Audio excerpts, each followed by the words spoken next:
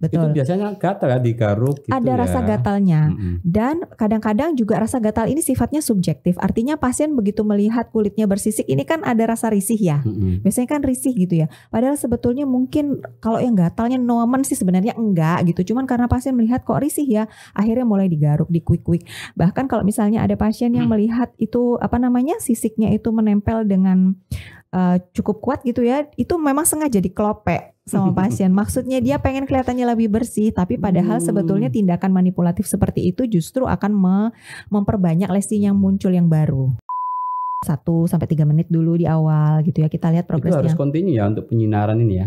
Harus continue seminggu 2 kali sampai nanti betul-betul membaik. Di area yang ini ya, di area yang sakit atau Area yang sakit. atau semua tubuh. Area yang sakit, Area yang sakit aja iya, ya, yang terdampak itu ya. Betul.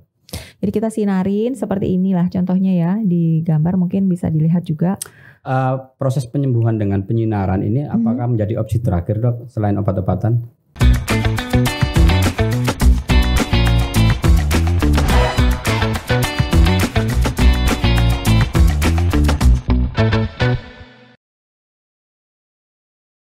Halo, jumpa lagi para Tribuners dan pembaca harian Pagi Surya. Jumpa lagi dengan saya Wiwit di Cakap Sana, Cakap Sini.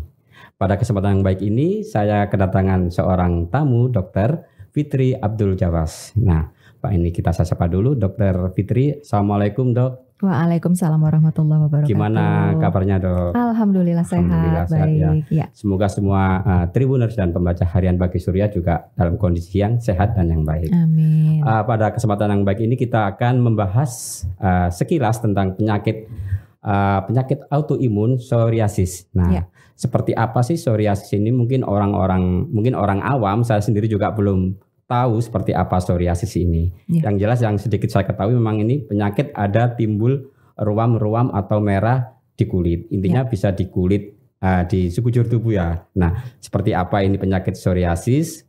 Gejalanya, kemudian apakah penyakit ini bisa sembuh atau memang penyakit ini ya ada orang bilang ini penyakit kutukan gitu ya dok ya.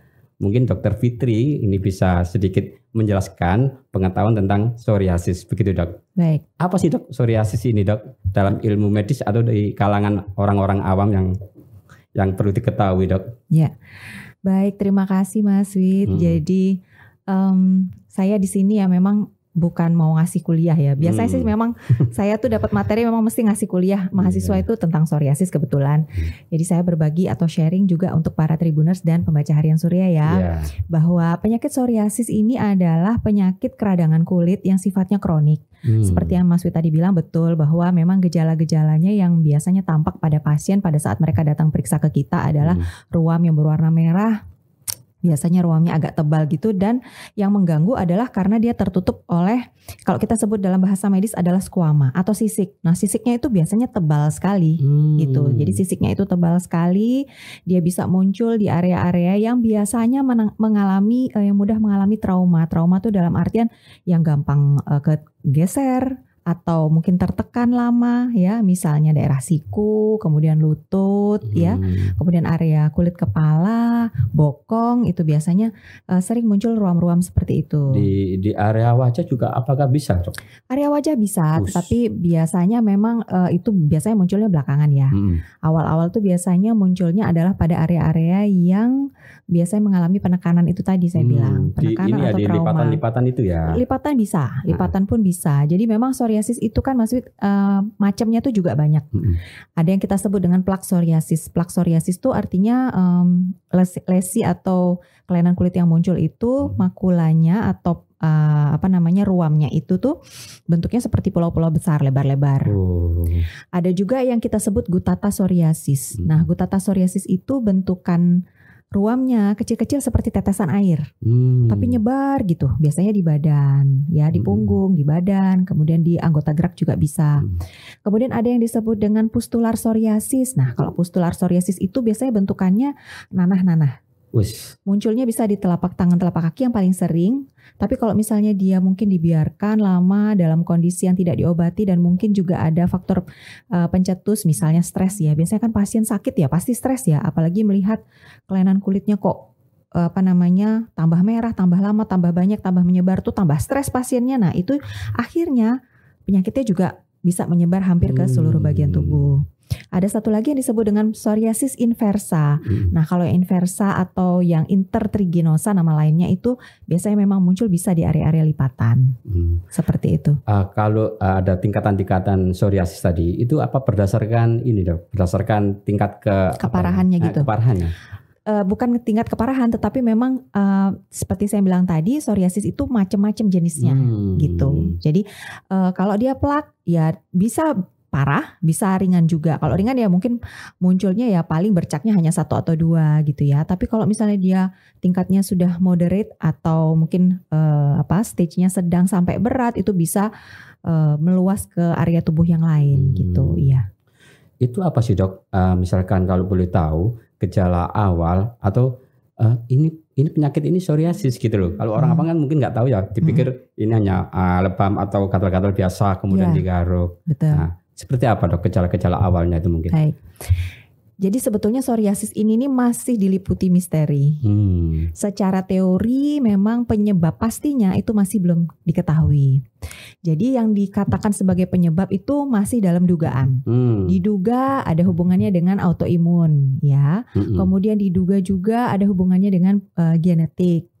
Tetapi memang ada faktor-faktor yang bisa mencetuskan munculnya psoriasis. Jadi kalau ada orang yang misal dalam satu keluarga ada yang punya sakit psoriasis, keturunannya itu Mas belum tentu semuanya mengalami penyakit yang sama. Keturunan yang keberapa gitu ya? Ya, belum tentu mengalami penyakit yang sama.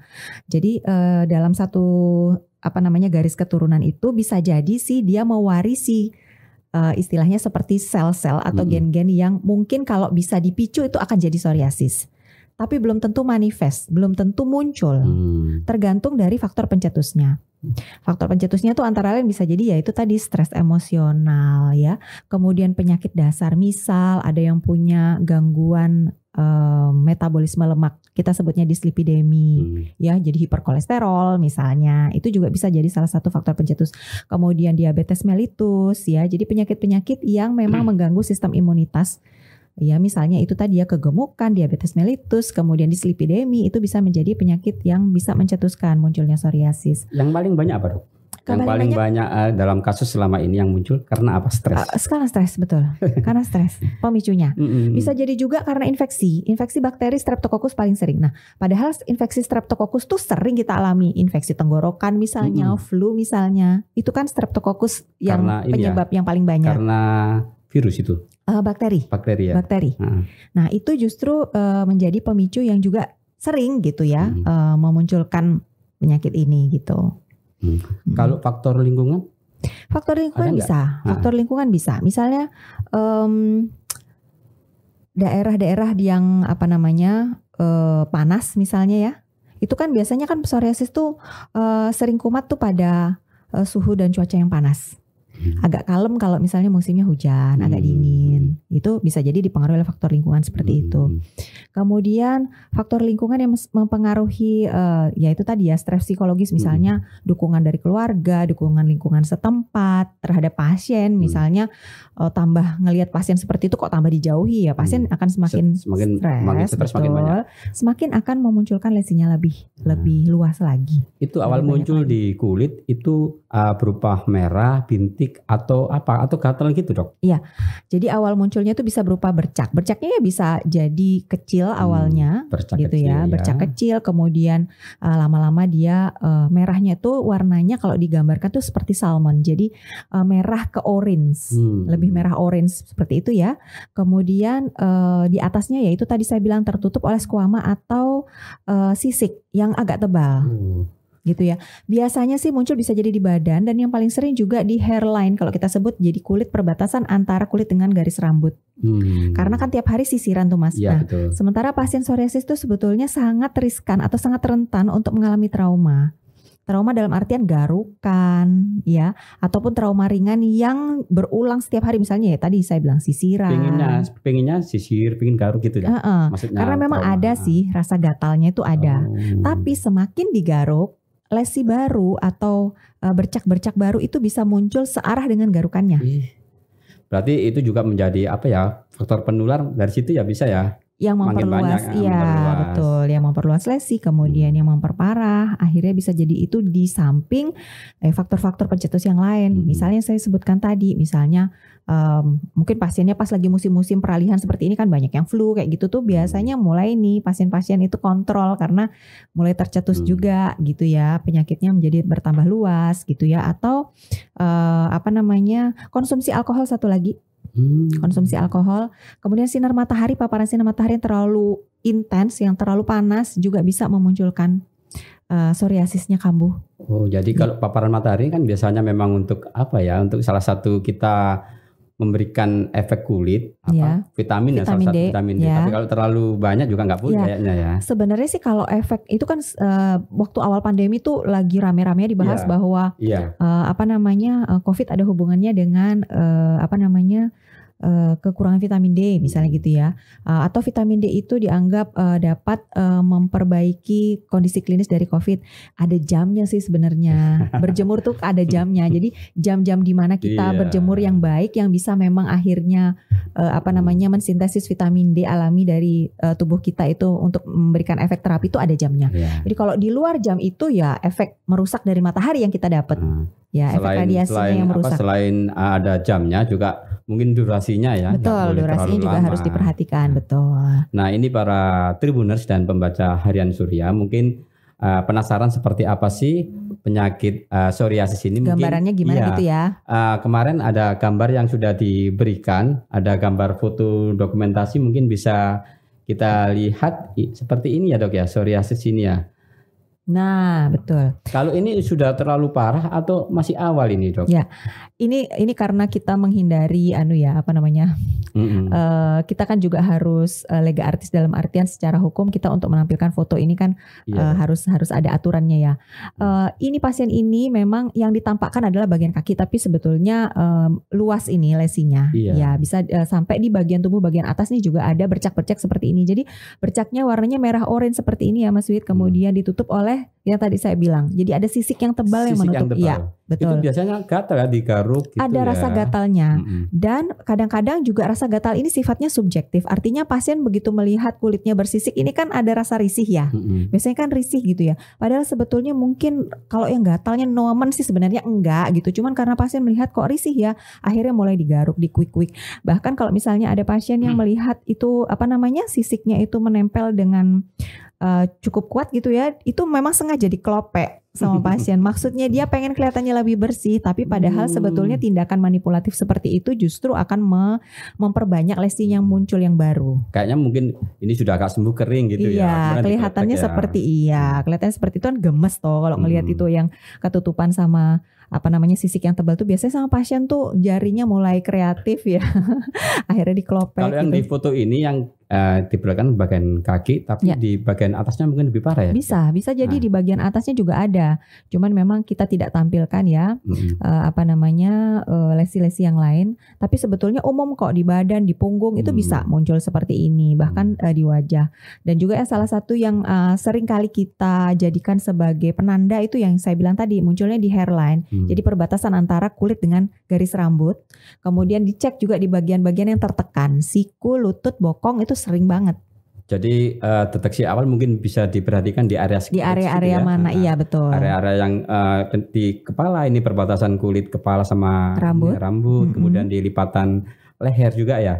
Kalau lipatan leher sih bukan tanda patognomonik ya. Yang saya bilang tadi Mas, siku, lutut, bokong. Ya. Kalau di kaki itu?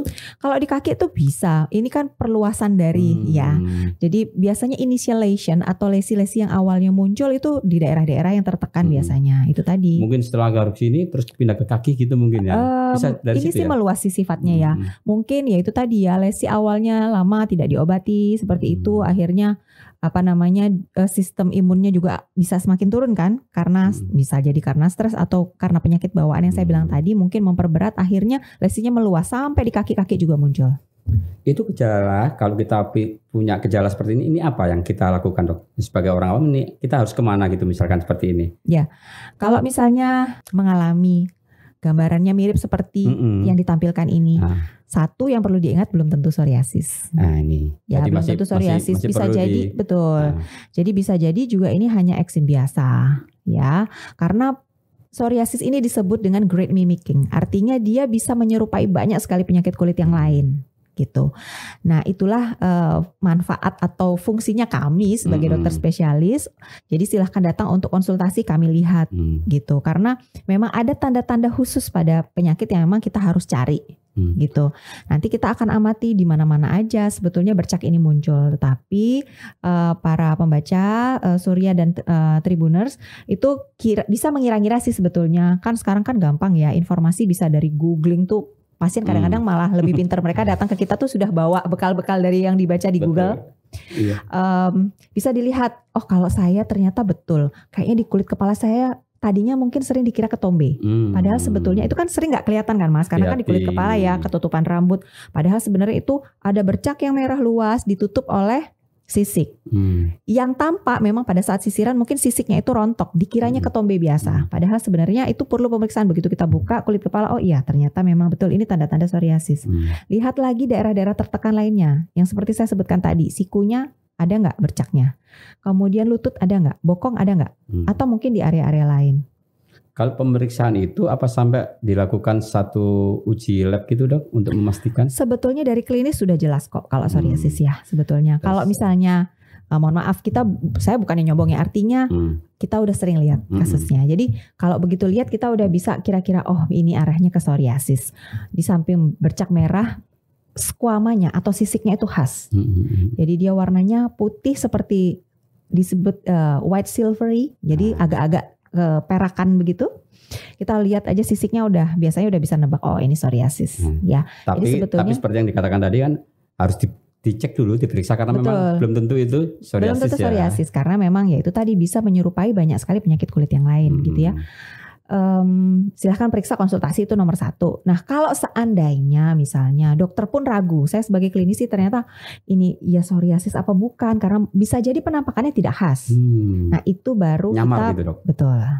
Itu baru kita perlu pemeriksaan lebih lanjut. Biasanya kita lakukan namanya skin biopsy. Jadi kita ambil sebagian kecil dari sampel kulit yang ada lesinya itu, kita ambil, kemudian kita periksakan. Namanya pemeriksaan histopatologi.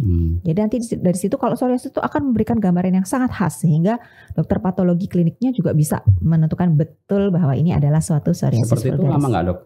Proses mulai misalkan mulai timbul gejala, kemudian ini akhirnya dokter menetapkan ini sebuah psoriasis, itu butuh waktu lama nggak? Psoriasis itu sebetulnya disebut sebagai penyakit kronik residif. Dalam artian penyakitnya ini berlangsungnya lama Mas. Mulai dari dia muncul tuh dia bisa menetap dalam jangka waktu yang cukup panjang. Biasanya pasien tidak datang di awal. Seringkali tidak datang di awal. Karena itu tadi awareness-nya kurang. Jadi kesadarannya terhadap oh iya ini saya sedang sakit itu kadang-kadang kan dianggap sebagai, seringkali kan orang Indonesia kebanyakan yang dianggap sebagai penyakit yang biasa. Datanglah ke apotik, beli obat sendiri, diobatin sendiri. Nah setelah nggak sembuh-sembuh baru ke kami, biasanya kan begitu ya. Jadi kita biasanya kedatangan pasien psoriasis itu bukan pada fase-fase awal biasanya. Itu biasanya sudah gejala klinis yang muncul itu sudah cukup cukup tegak sebetulnya kita bisa melihat diagnosisnya gitu ya. Sehingga tidak perlu sih sebenarnya setiap pasien itu datang itu harus periksa lab. Kecuali itu tadi saya bilang kasusnya sangat meragukan, kita baru periksakan. Karena ini menarik sekali. Betul, ya, extra cost loh Mas, karena pemeriksaan itu nggak murah. Plus. Iya kan, pemeriksaan labnya kan nggak murah. Jadi kalau bisa tanpa pemeriksaan lab kita sudah bisa menegakkan diagnosis, alangkah lebih baiknya gitu. Yang menarik lagi, apakah penyakit ini, dan dengan dikatakan Dokter Fitri tadi, kita beli obat, beli salep misalkan, apakah bisa sembuh dengan sendirinya Dok? Sebetulnya tanpa diobatin pun ada beberapa kasus dia bisa sembuh sendiri. Tergantung bagaimana acceptance atau penerimaan pasien terhadap penyakitnya. Kalau dia nggak dibawa stres, dia nggak akan bertambah parah. Sembuh sendiri. Berarti bisa. Kembali ke ini ya, ke autoimun itu ya. Diri sendiri ya.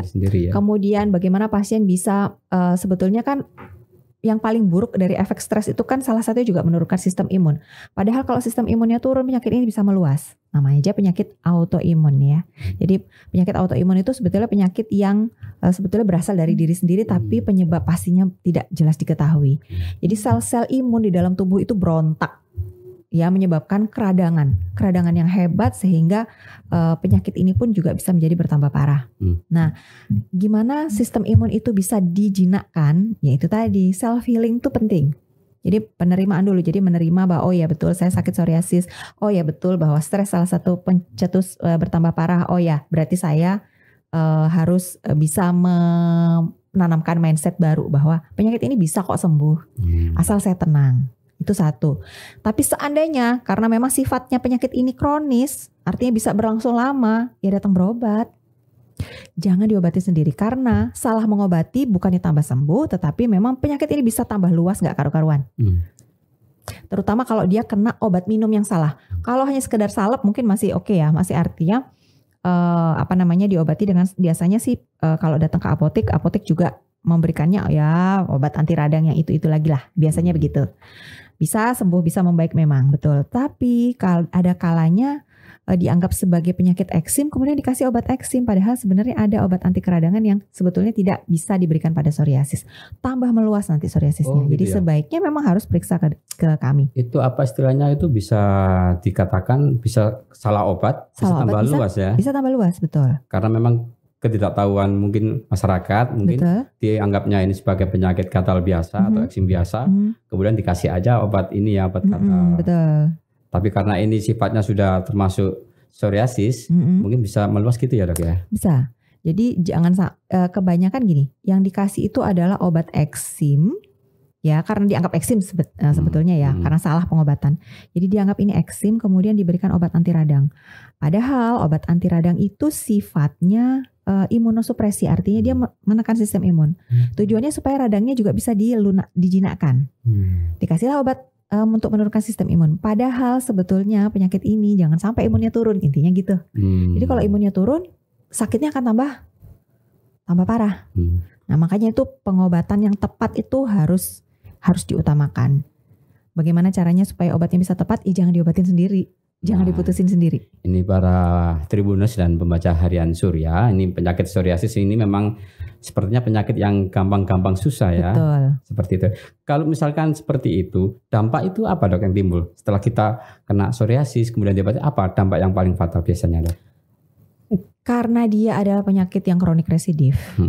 Jadi karena kekronisannya itu atau penyakit ini bisa berlangsung lama, kadang-kadang dia bisa berpengaruh juga pada organ-organ yang lain. Dampak pengobatan pun karena dia sifatnya misalnya pasien yang memang kambuhan terus gitu ya, karena pencetusnya banyak lah, anggap seperti itu ya. Mungkin dia juga tidak bisa mengendalikan emosionalnya, stresornya tidak bisa dikendalikan. Sistem kekebalan tubuhnya juga kurang baik, mungkin karena gizinya juga kurang baik, atau dia ngerokoknya nggak mandek, nggak bisa berhenti, atau dia konsumsi alkoholnya juga itu addicted yang tidak bisa berhenti sehingga penyakitnya itu menjadi sulit untuk sembuh. Nah, kadang-kadang efek obat yang akhirnya juga harus dikonsumsi jangka lama juga bisa berpengaruh pada organ-organ lain. Efek sampingnya kan bisa muncul dari situ. Jadi bisa artinya dari ini memicu penyakit yang lain. Betul, ya? Satu memicu penyakit yang lain. Kedua, yang paling sering sebetulnya adalah efeknya secara kosmetik. Jadi secara psikososial itu berpengaruh ya. Melihat bercak yang begitu luas di badan, bersisik, itu kan kadang malu. Nah, efek psikososialnya jadi malu, minder dan lain sebagainya, sampai akhirnya stres yang tidak bisa dikendalikan pun juga sampai perlu konsultasi ke psikiatri pun juga banyak pasien-pasien itu. Iya, karena memang ada ini ya, ada yang terlihat betul. Yang kurang. Secara kosmetis kan memang tidak baik ya. Kayak dilihat. Tadi ya maaf ya, kayak tadi yang di kaki kan memang kurang sedap dipandang. Betul.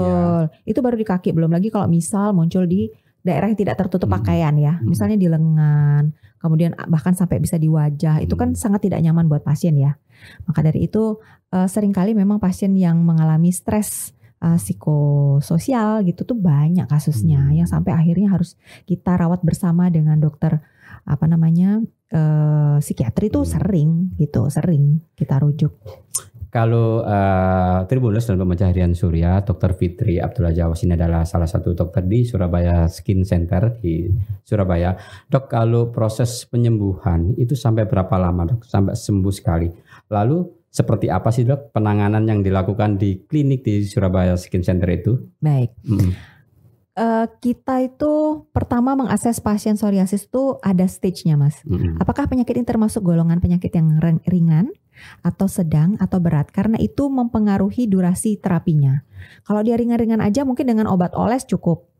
Ya, nggak perlu obat oles atau mungkin untuk menghilang rasa gatal supaya pasiennya nyaman, cukup itu aja kita berikan dan itu relatif cepat untuk sembuh. Kira-kira dalam 2 minggu 1 bulan tuh udah oke kok pasiennya. Tapi kalau misalnya dia sedang atau berat, kita butuh terapi yang lain di samping obat oles ya. Perawatan kulitnya kita berikan moisturizer atau pelembab, kemudian juga obat anti radang yang dioleskan di kulit yang sakit.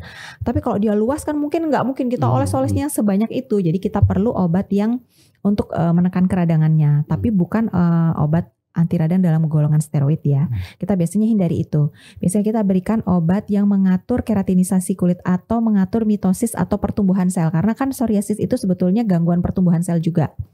Nah, sel kulit kita, saya tadi belum jelasin bahwa sel kulit manusia itu normalnya setiap 28 hari sekali itu harusnya dia ngelupas. Itu normal memang terjadi. Diganti kulit, istilahnya gitu ya. Nah, kalau pada psoriasis proses ini dipercepat, Mas. Jadi dalam 3-4 hari itu sel kulit baru itu sudah muncul. Sementara sel lama ini belum ngelupas. Itu yang menyebabkan akhirnya penebalan tadi itu disebabkan karena terlalu cepat ganti kulitnya gitu ya. Belum sempat yang di atas itu lepas, yang di bawah tuh udah nonjok sel-sel kulit yang baru. Nah, kita memberikan obat untuk mengatur siklus pergantian sel itu. Ya, bisa jadi asam vitamin A, bisa jadi obat anti kanker yang kita sebut methotrexate itu untuk mengatur siklus pergantian selnya supaya menjadi normal kembali. Tapi itu tentunya obat-obatan itu bukan obat sembarangan, yang efek sampingnya juga ada sehingga pemberiannya harus dengan resep dokter dan di bawah supervisi. Biasanya pasien nanti secara reguler harus kontrol. Jadi itu juga obatnya diberikan dalam durasi waktu tertentu. Agak ribet persepannya karena diberikan dulu sekarang untuk 1 minggu, istirahat dulu sebentar, kemudian diberikan lagi 1 minggu begitu. Jadi ada siklusnya juga. Ada durasi, betul. Ada pengaturan segala macam. Nah, ada juga diberikan penyinaran. Jadi kita sebut dengan fototerapi. Biasanya menggunakan sinar ultraviolet B atau UVB yang panjang gelombangnya itu pendek. Pakai apa? Pakai penyinaran? Kayak lampu gitu, Mas. Lampu UVB. Oh gitu ya. Ya, di beberapa rumah sakit, klinik termasuk di SSC itu juga ada alatnya. Jadi kita biasanya lakukan penyinaran. Penyinarannya sih nggak lama. Jadi dalam 1-3 menit dulu di awal gitu ya, kita lihat progresnya. Itu harus kontinu ya untuk penyinaran ini ya?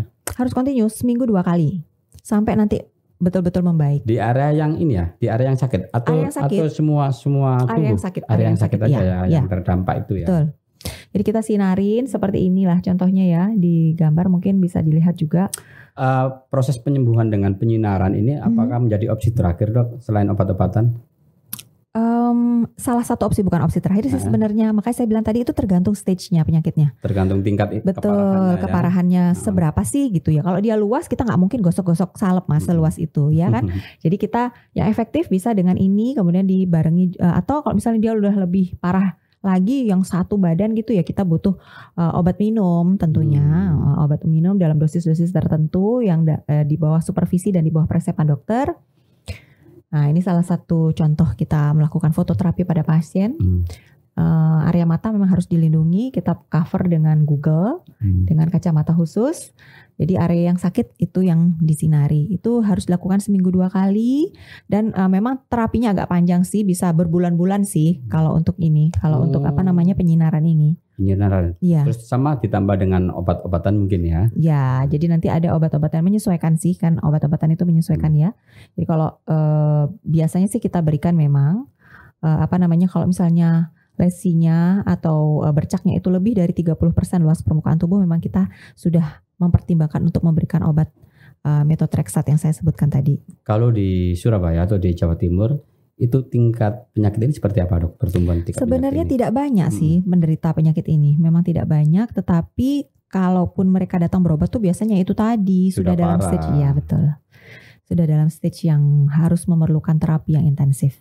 Itu kalau sudah parah, itu sampai 3 bulan gitu sembuh, Dok, kira-kira? Sembuhnya itu kalau memang hitungannya gitu ya, sembuhnya itu memang tidak bisa cepat ya kalau udah parah. 3 bulan bisa jadi, lebih pun juga bisa. Jadi selain obat minum, kemudian selain fototerapi, yang sekarang ini juga dikembangkan obat injeksi. Jadi kita pakai biologic agent namanya. Jadi biologic agent itu adalah agen biologik yang disuntikkan. Dia berfungsi untuk menekan peradangan sekali lagi ya. Jadi dia akan bekerja pada sel-sel radang, dia akan menekal sel radang itu sehingga peradangan dari kulitnya akan bisa ditekan, lesinya akan bisa membaik. Tapi mahal banget obat injeksinya. Saya pikir ya kalau saya baca-baca di beberapa referensi itu memang penyakit ini bisa bertahan ya sampai bertahun-tahun. Betul. Nah, ini yang kita takutkan kan si pasien ini kan bertambah stres ya. Betul. Ini malah tambah banyak kan gitu ya. Betul. Tapi biasanya ya Mas ya kalau misalnya mereka konsultasi ke kita kan kita akan kemukakan bahwa stresor atau stres itu adalah salah satu faktor pencetus yang memang harus pasien bisa kendalikan. Tapi dengan seiring waktu tuh biasanya pasien sudah terbiasa kok Mas. Jadi mereka datang ya santai aja, dok kumat lagi.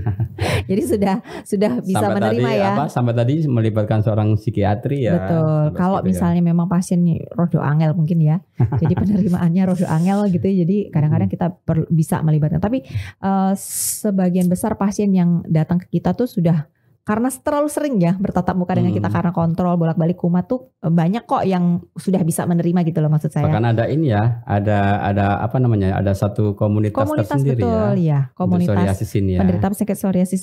Saya rasa itu malah bagus ya. Jadi mereka sesama penderita itu bisa berbagi kan ya Mas ya. Itu sangat amat bisa mengurangi level stresnya. Saling support. Betul, ya. Saling support di situ. Mereka merasa oh ternyata saya nggak sendiri. Oh ternyata teman saya juga keluhannya sama. Terus mereka juga bisa saling menguatkan bahwa jadi diobati dewe. Itu kadang-kadang mereka pinter kok. Jadi mereka saling ngajarin jangan diobatin sendiri atau mungkin bahkan sharing kadang-kadang dari komunitas itu misalnya pas kontrol teman saya tuh loh dapatnya ini dok obatnya gimana. Nah itu bisa jadi ajang diskusi juga buat kita. Kasih masukan bahwa oh itu kan levelnya beda penyakitnya, obatnya beda. Kalau bapak obatnya ini. Jadi bisa diskusi lah dengan pasien. Jadi begitu kawan-kawan dari Tribuners dan pembaca harian Surya. Penyakit psoriasis atau gangguan autoimun ini ternyata juga bisa disembuhkan. Cuman kita nggak boleh terlalu stres karena memang penyakit ini salah satu pemicunya adalah stres. Jadi diri kita bisa mengendalikan penyakit ini agar bisa mencapai kesembuhan. Dok, terima kasih. Mungkin ada ini dok sebelum kita tutup cakap sana cakap sini mungkin ada untayan kata buat penderita atau mereka yang mengalami gangguan psoriasis ini dok. Ya. Saya paham bahwa tidak mudah untuk bisa melewati sampai betul-betul sembuh ya. Tenaga, waktu untuk berobat, kemudian juga biaya yang tidak sedikit gitu ya. Karena obat-obat psoriasis memang tidak di cover sama ini. Ada yang di cover dengan asuransi BPJS ada, tetapi memang tidak full ya. Kadang-kadang memang pasien harus nombokin juga gitu ya. Nah, yang pasti harus tetap semangat satu. Kemudian yang kedua, kalau ada keluhan segera datang berkonsultasi sehingga bisa mendapatkan penanganan yang tepat. Jangan diobatin sendiri selama memang kalaupun misalnya memang obatnya berulang bisa diberikan oleh dokter, tidak apa-apa selama itu masih bisa diulang peresepannya. Tetapi kalau misalnya ada keluhan-keluhan lain yang kira-kira muncul gitu ya, harus tetap aware, artinya sadar dan segera datang berobat itu penting karena semakin dini kita mengobati maka tingkat kesembuhannya akan semakin baik. Nah ini apa yang dikatakan Dr. Fitri ini secara lebih dini mungkin lebih baik untuk dalam penanganannya. Ya. Demikian Tribuners dan pembaca harian Surya cakap sana cakap sini bersama Dr. Fitri Abdullah Jawas dari Surabaya Skin Center. Sampai ketemu di acara kita berikutnya.